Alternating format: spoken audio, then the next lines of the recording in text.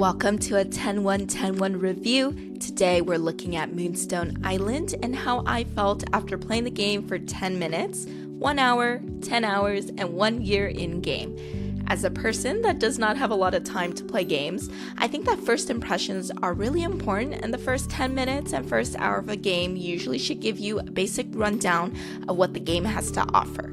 Of course, I also know that farming, life sim, and cozy games can have a slow start or take some time to really shine, which is why I think reviewing the game at 10 hours and a year in game is also important, because how I feel at the 1 hour mark might be completely different at 10 hours, and that might also change at a year in game. I won't be rating Moonstone Island on a scale, but we'll definitely talk about what I liked and things I wish it did differently. So without further ado, let's get into the review.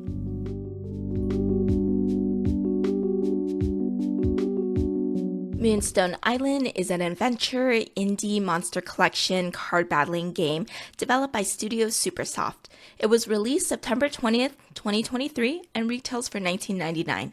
It has DLC in the form of decorations, which are usually $3.99 for a pack. You can befriend and get into a relationship with the locals, tame wild spirits, explore dungeons on the 100 islands in a procedurally generated world, and decorate your house with over 200 pieces of furniture.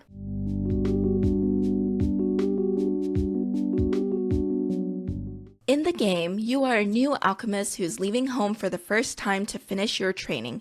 You land on Moonstone Island and settle there for a year.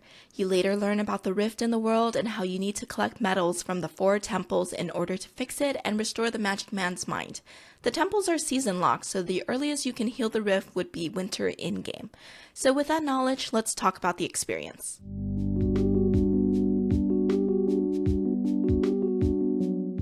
In the 10 minutes that I've played, I was able to collect some plants and learn their uses from my father in the tutorial. I was also able to get a scythe, a hoe, and a watering can and learn what they do when you interact with plants in the world. After that, I was presented with a choice of what spirit I wanted to take with me on my adventure and started my first battle.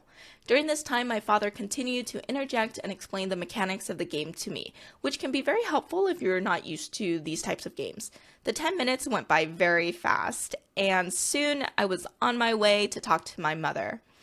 Although I wanted to get into the game right away, I do appreciate that it takes some time to explain the mechanics upfront and provide a space for you to try out the mechanics after the explanation.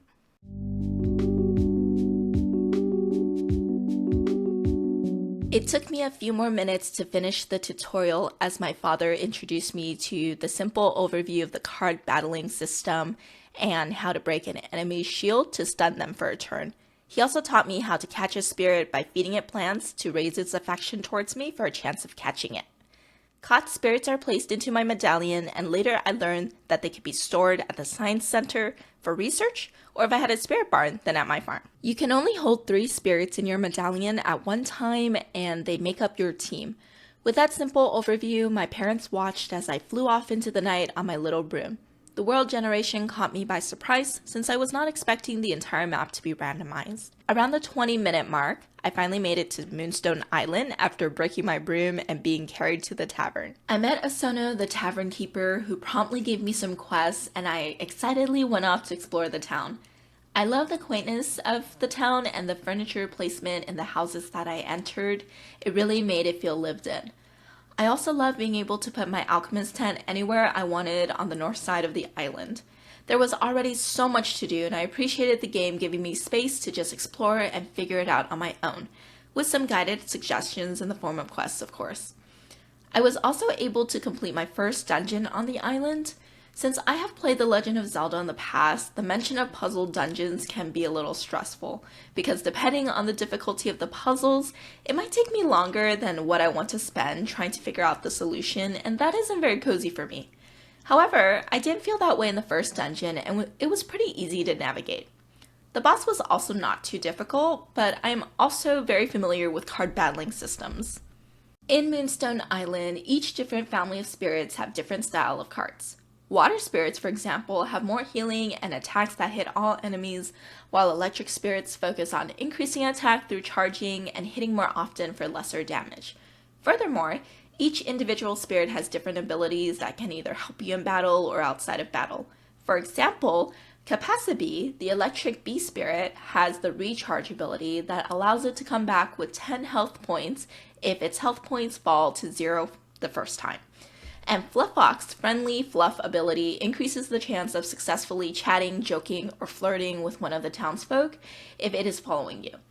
There are also gateways on islands that give you the choice of 3 talisman you can feed to your spirits to either remove a card from their deck, upgrade it, or add a different one. Since there are 8 types of spirits, there are a variety of different combinations that you can put together to make the best team you can have.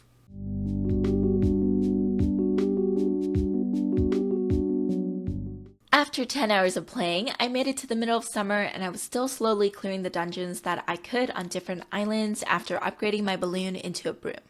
I completed 2 temples during this time and got unique tools in the form of a staff that helped ladder plants to grow and allow me to scale up cliffs, and flippers which allowed me to swim and scale waterfalls.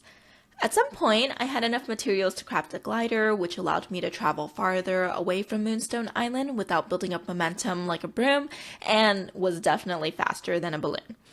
I love going to different islands and seeing what new spirits I can find. The only issue I had during this time was that spirits on other islands were super difficult, and stepping onto the islands themselves were hazardous. I would get shocked on the electrical islands and burned on the fire islands, which depletes your stamina that you have to use whenever you use a tool or when you use your glider or broom or balloon to fly. I felt like I would have to enter my medallion constantly to heal my spirits after every battle and also eat a lot of plants to regain my stamina. So there was a lot of grinding that I had to do during the stage to get stronger.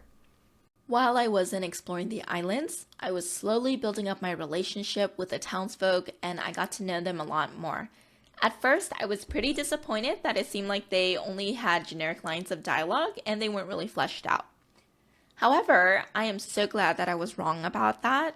In this particular game, chatting with people is a chance, and they don't really have unique dialogue when you're chatting with them outside of their greeting. The best way to get to know them is actually through dating. You can select a date and a location, and depending on their relationship with you, the chance of them accepting is higher or lower.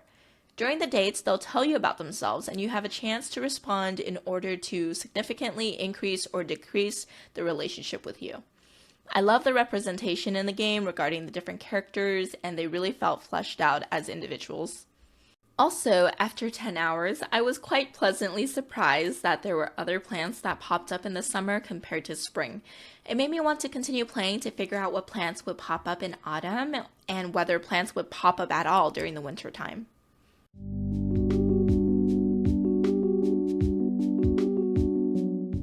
I finally made it a full year after 42 hours of total play, decorated my house to the best of my abilities, got married, repaired the rift, completed all but 6 dungeons, and tamed the majority of the spirits I could find. I even caught 2 holographic spirits. I can definitely say that I had such a great time playing Moonstone Island. Overall, after a year in game, here's what I liked so far. I like being able to collect spirits, and the spirits in this game are pretty diverse and have character. I enjoyed exploring new islands and wondering what spirits I would run into. I also love that you had a chance to encounter holographic spirits as well. As a shiny Pokemon collector enthusiast, I would say that this definitely adds to my motivation to explore islands and hope for a chance to find one. I enjoyed the decorating in this game so much. I love how you can place decorations closer to each other and find different blueprints in the mines and dungeons that you explore. During my playthrough, I spent days in game trying to find mines and collecting blueprints so I can make my house look good. I like the dating system in the game and the representation of characters like I mentioned.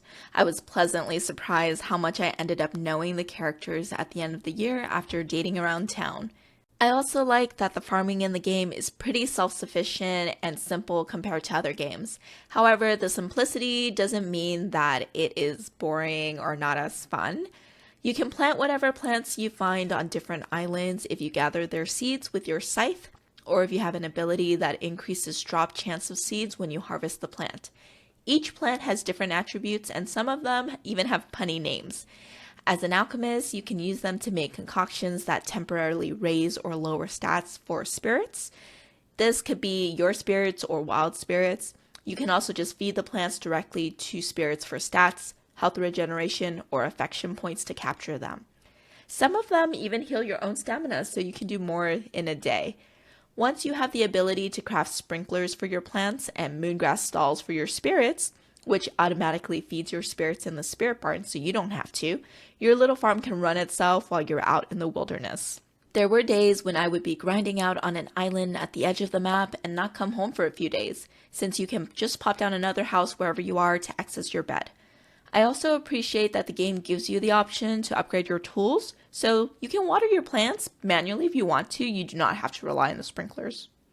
I like the variety of plants that are in the game. Being an alchemist and having the ability to make concoctions, collecting different plants makes total sense.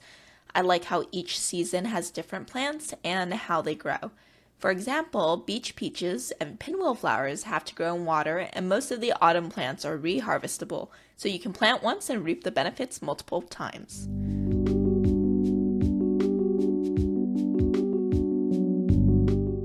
Here are some things that I wish I knew sooner. So based on my experience with other farming games and life simulation games, I didn't know about the dating aspect until a bit later, and I would suggest dating as soon as you're able to in order to learn about the townsfolk. Since I'm pretty used to increasing a bachelor or bachelorette's heart level before you start dating them, I didn't really consider that in the beginning. But you really don't need to have a high heart level in order to get a date with any of the townsfolk in this game. It is a chance, but you can always just ask them again another day. I also spent way too long getting shocked and burned on islands before realizing I could have crafted charms from my anvil to negate the environmental damage. I totally forgot about the anvil, so here's your reminder to not forget about it. Also, I did not know that you needed Moonstone so badly in the beginning, and I was enticed to sell the few that I had for money because they were pretty expensive. I think they netted about 500 gold. Money was never really an issue in the game, especially after you dungeon delve or mine for chests that give you plenty of gems you can sell or give you straight up money. So don't sell your Moonstones, they're rare, and luckily they respawn on all islands after each season.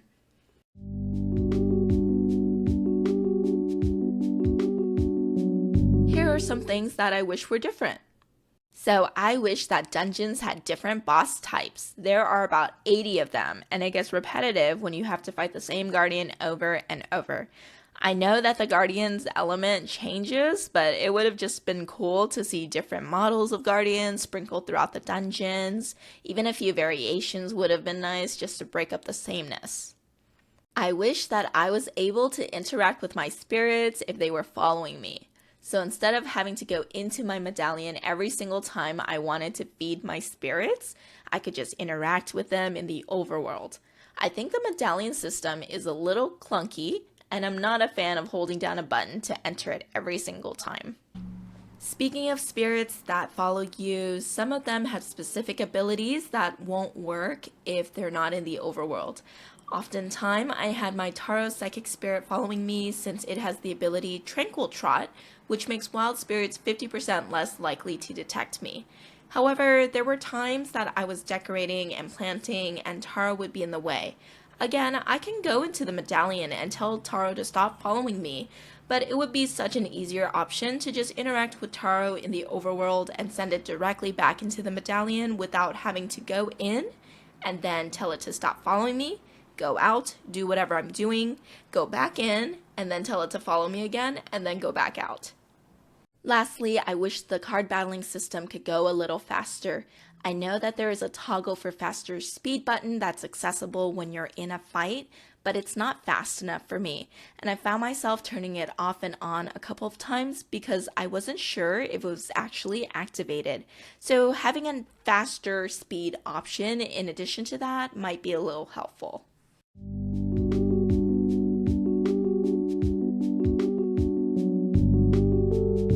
After completing a whole year, I can say that I did most of what I wanted to do. Since I'm almost done with all of the dungeons, I don't know if there's too much content left for me beyond collecting spirits, since my farm just practically runs itself.